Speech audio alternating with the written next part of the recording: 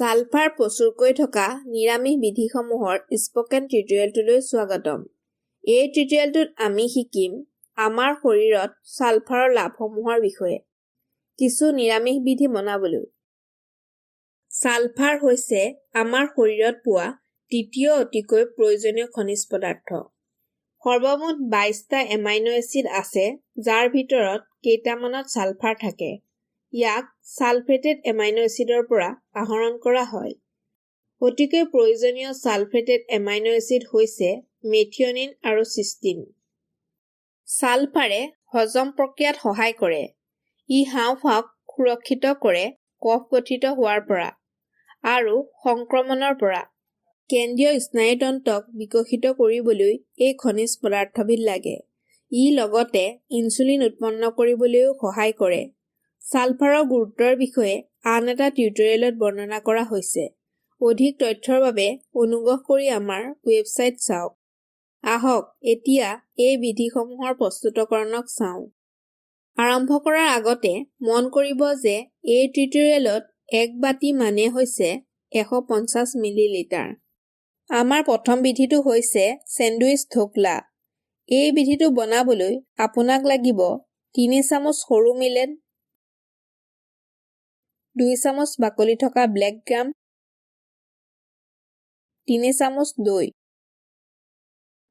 2 মুঠি ধুই লোৱা গগু পাত, 2টা ধুই পেলাই কাটি লোৱা সেউজীয়া জলকীয়া, 2 বা 3 ফুটা নহৰু। আপোনাক লগতে লাগিব এমুঠি ধুই পেলাই কাটি লোৱা ধনিয়া পাত, 1 চামুচ আদাৰ পেষ্ট, 1 চামুচ নহৰুৰ পেষ্ট। টেম্পাৰিং কৰিবলৈ আপোনাক লাগিব আধা চামুচ সৰিয়হ গুটি, আধা চামুচ জিৰা গুটি, 1 চামুচ তিলৰ গুটি, 4/1 চামুচ এচাফৈটিডা পাউডাৰ, 5 বা 6টা ধুই লোৱা কাৰি পাত। আপোনাক লগতে লাগিব 2 চামুচ তেল বা ঘিউ আৰু নিমখ সোৱাদ অনুসৰি। পদ্ধতি: সৰু মিলেট আৰু ব্লেক গ্ৰামক ধুওক আৰু 6 পৰা 8 ঘণ্টাৰ বাবে ভিজাই ৰাখক। পানীখিনি চাকক আৰু সিহঁতক খুন্দি কোমল মিশ্ৰণ এটা বনাওক। ইয়াক বাটি এটাত লওক। মিশ্ৰণক দৈ আৰু নিমখ দিয়ক। ইয়াক ভালকৈ মিহলাওক কোমল হোৱাকৈ। বাটিটো ঢাকক আৰু গৰম ঠাই এডোখৰত 6 পৰা 8 ঘণ্টা ৰাখক কিম্বনৰ বাবে। মিশ্ৰণটো কিম্বিত হ'লে তাত কাটি লোৱা সেউজীয়া জলকীয়া, আদা নহৰু পেষ্টখিনি দিয়ক। সকলোখিনি পুনৰ ভালকৈ মিহলাওক। ভাপত দিয়া প্লেট এখনত তেল সানক আৰু ইয়াত মিশ্ৰণখিনি দিয়ক। প্লেটখন লৰাওক মিশ্ৰণখিনি ভালকৈ বহলিবলৈ। পাছত ষ্টিমাৰ এটাত আধা গিলাচ পানী দিয়ক। প্লেটখন ষ্টিমাৰটোত থওক। ইয়াক কৰোঁতে অলপ সাৱধান হ'ব। ষ্টিমাৰটো ঢাকনি এখনেৰে বন্ধ কৰক আৰু ইয়াক 10 পৰা 12 মিনিট ভাপত দিয়ক। প্লেটখন ঠাণ্ডা হ'বলৈ দিয়ক। পাছত ধ'কলাটোক আয়তাকাৰত কাটক। ইয়াক এফালে ৰাখক পাছত ব্যৱহাৰ কৰিবলৈ। মই এতিয়া চাটনিটো কেনেকৈ বনাব লাগে কম। খুন্দনা এটাত গগো পাত, ধনিয়া পাত, জলকীয়া, নহৰু আৰু নিমখ দিয়ক। ইয়াক খুন্দি ডাঠ পেষ্ট এটা বনাওক। প্ৰয়োজন হ'লে অলপ পানী দিব। ডামষ্টিক পাতক ব্যৱহাৰ কৰিব পাৰি যদিও গগো পাত উপলব্ধ নহয়। চেণ্ডউইচটো বনাবলৈ আমি আগতে বনোৱা ধ'কলা এটুকুৰা লওক। ইয়াৰ ওপৰত চাটনিখিনি ভালকৈ লগাওক। ইয়াক আন এটুকুৰাৰে ঢাকক। ই দেখিবলৈ চেণ্ডউইচ এটাৰ দৰে হ'ব। একে প্ৰক্ৰিয়াকে ৰিপিট কৰক বাকী থকা টুকুৰাখিনিৰ বাবেও।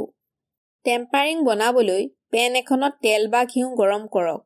সৰিয়হৰ গুটি, জিৰা গুটি, তিলৰ গুটি, এচাফৈটিডা আৰু কাৰি পাতখিনি দিয়ক। গুটিখিনি ফুটিবলৈ ধৰিলে ধ'কলাখিনিৰ ওপৰত টেম্পাৰিঙক বাকি দিয়ক। চেণ্ডউইচ ধ'কলা তৈয়াৰ হ'ল। 10 পৰা 12 টুকুৰা চেণ্ডউইচ ধ'কলাত প্ৰায় 93 মিলিগ্ৰাম সালফাৰ থাকে। আমাৰ পাছৰ বিধিটো হৈছে প্ৰ'জ-মিলেট উপমা।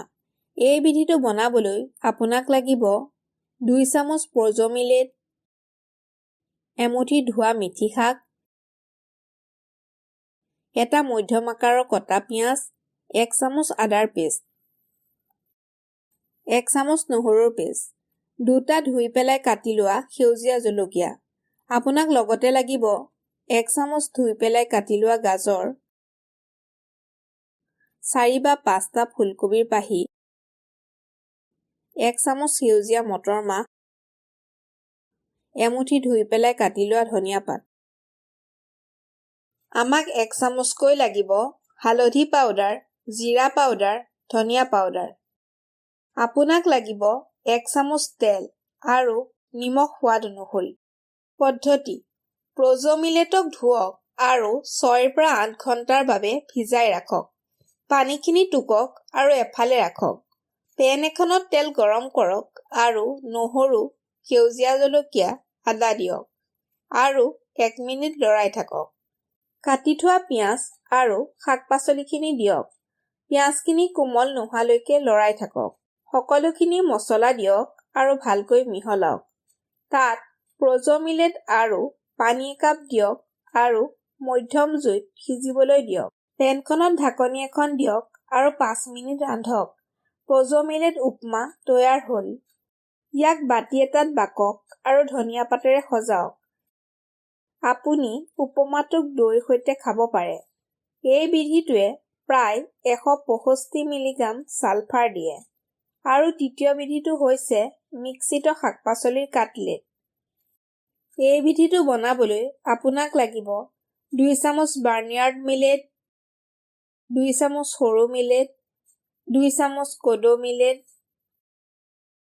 2 চামুচ ভাজি লোৱা বেচন। আপোনাক লগতে লাগিব এমুঠি ধুই পেলাই কাটি লোৱা আমৰান্ত পাত, এমুঠি ধুই পেলাই কাটি লোৱা বন্ধাকবি, 2 চামুচ ধুই পেলাই কাটি লোৱা গাজৰ, 2 চামুচ কটা পিঁয়াজ। আপোনাক 1 চামুচকৈ লাগিব আদাৰ পেষ্ট, নহৰুৰ পেষ্ট। আপোনাক লগতে 1 চামুচকৈ লাগিব হালধি পাউডাৰ, জলকীয়া পাউডাৰ, ধনিয়া পাউডাৰ, গৰম মছলা পাউডাৰ, কাটি লোৱা সেউজীয়া জলকীয়া। আপোনাক লাগিব 2 চামুচ তেল আৰু নিমখ সোৱাদ অনুসৰি। পদ্ধতি: বাৰ্ণিয়াৰ্ড, কোডো আৰু সৰু মিলেটক 6 পৰা 8 ঘণ্টাৰ বাবে ভিজাই ৰাখক। সিহঁতক টুকক। মধ্যম জুইত শুকানকৈ ভাজক। সিহঁত পাতল মুগা ৰঙৰ নোহোৱালৈকে। সিহঁতক ঠাণ্ডা হ'বলৈ দিয়ক। সিহঁতক মিক্সাৰ গ্ৰাইণ্ডাৰ এটাত লওক আৰু খুন্দি কোমল পাউডাৰ এটা বনাওক। ইয়াক এফালে ৰাখক পাছত ব্যৱহাৰ কৰিবলৈ। পেন এখনত তেল গৰম কৰক। পিঁয়াজ, আদা নহৰুৰ পেষ্ট আৰু সেউজীয়া জলকীয়া দিয়ক। পিঁয়াজখিনি কোমল নোহোৱালৈকে লৰাই থাকক। পেনখনত বন্ধাকবি আৰু গাজৰ দিয়ক আৰু কিছু মিনিট লৰাই থাকক। পাছত আমৰান্ত পাতখিনি দিয়ক আৰু ভালকৈ মিহলাওক। মছলাখিনি আৰু নিমখ দিয়ক। পুনৰ মিহলাওক আৰু 5 বা 6 মিনিট ৰান্ধক। ইয়াক ঠাণ্ডা হ'বলৈ দিয়ক। আমি আগতে বনোৱা পাউডাৰত ৰন্ধা শাক-পাচলিখিনি দিয়ক। এতিয়া ভাজি থোৱা বেচনখিনি দিয়ক আৰু সকলোখিনি ভালকৈ মিহলাওক। অলপ অলপকৈ পানী দি মিশ্ৰণ এটা বনাওক। মিশ্ৰণখিনিক 4 ভাগ কৰক আৰু কাটলেটৰ আকাৰ দিয়ক। পেন এখনত তেল গৰম কৰক। কাটলেটক দুয়োফালে ভালকৈ ভাজক। সিহঁত পাতল সোণালী ৰঙৰ নোহোৱালৈকে। মিশ্ৰিত শাক-পাচলিৰ কাটলেট তৈয়াৰ হ'ল। 4টা কাটলেটত প্ৰায় 144 মিলিগ্ৰাম ছালফাৰ থাকে। আমাৰ শেষৰ বিধিটো হৈছে পেনত ভজা কঁঠালৰ গুটি। এই বিধিটো বনাবলৈ আপোনাক লাগিব 12টা কঁঠাল গুটি, এটা মধ্যম আকাৰৰ কটা পিঁয়াজ, এটা মধ্যম আকাৰৰ কটা বিলাহী। আপোনাক 1 চামুচকৈ লাগিব আদাৰ পেষ্ট, নহৰুৰ পেষ্ট, ভজা তিলৰ গুটি, নেমুৰ ৰস। আপোনাক লগতে লাগিব 1 চামুচকৈ হালধি পাউডাৰ, জলকীয়া পাউডাৰ, ধনিয়া আৰু জিৰা পাউডাৰ। আপোনাক লাগিব 1 চামুচ তেল বা ঘিউ আৰু নিমখ সোৱাদ অনুসৰি।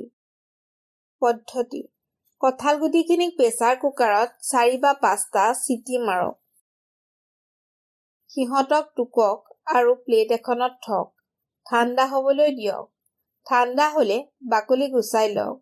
গুটিখিনি মছলা, নিমখ, আদা নহৰু পেষ্ট আৰু নেমু ৰস সানক।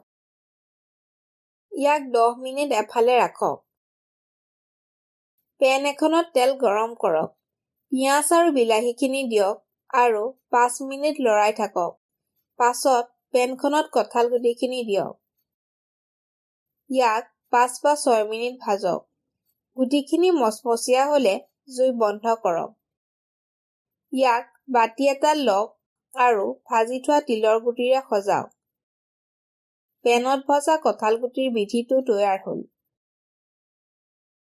এই বিধিটোৱে প্ৰায় 472 মিলিগ্ৰাম ছালফাৰ দিয়ে। এই বিধিসমূহক আপোনাৰ দৈনিক আহাৰত সংলগ্ন কৰক ভাল স্বাস্থ্যৰ বাবে। ইয়াৰ সৈতে আমি এই টিউটোৰিয়েলৰ শেষ পালোহি। সংযোগ কৰাৰ বাবে ধন্যবাদ।